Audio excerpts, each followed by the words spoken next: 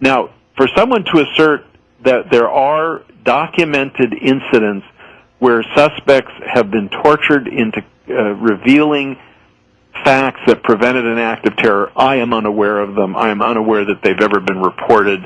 I don't think that's the case. I don't think there has been any actionable intelligence, and perhaps the best evidence of that is that of all the prisoners who've been sitting in Guantanamo for the last 7 years, there has been a single conviction, and that was not for an act of terror. That was Osama bin Laden's driver. Well, no less than an expert as Senator John McCain would agree with you. He's as somebody who had been tortured, said, you'll say anything. And then, just as we see in the Inquisition, the inclination of the torturers is to not believe you. Exactly. It's another catch-22. And so I think it's a false argument to say that there's ever a point where the application of torture is a necessary expedient.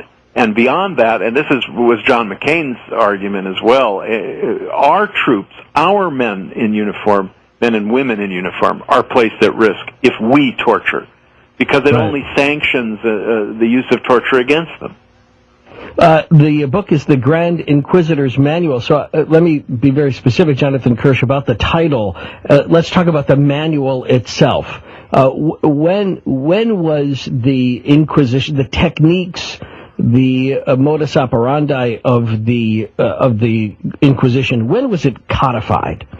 The first legal document that sets the Inquisition into existence is enacted by the Fourth Lateran Council in the year 1215. That's the legal structure, the kind of the constitution of the Inquisition. Right. It is added to and refined by additional papal decrees over the years.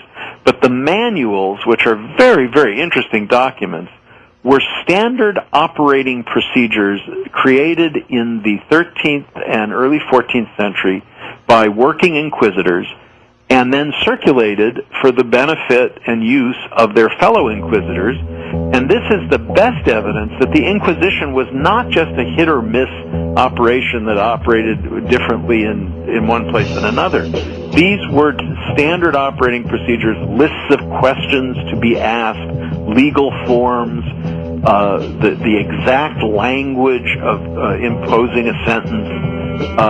All of those standard techniques were prescribed for the use of the inquisitors and remained in use remarkably over its entire existence, so that even late in the Spanish Inquisition, they were using the medieval Inquisitor's Manual. I only give you about 30 seconds to answer this, but the Malleus Maleficatorum, right, the famous book, the Hammer of Witches. The Hammer of Witches. That's part of the Inquisition? The Inquisition persecuted witches, but not exclusively. The civil authority also persecuted witches, whereas heretics were persecuted only by the Inquisition.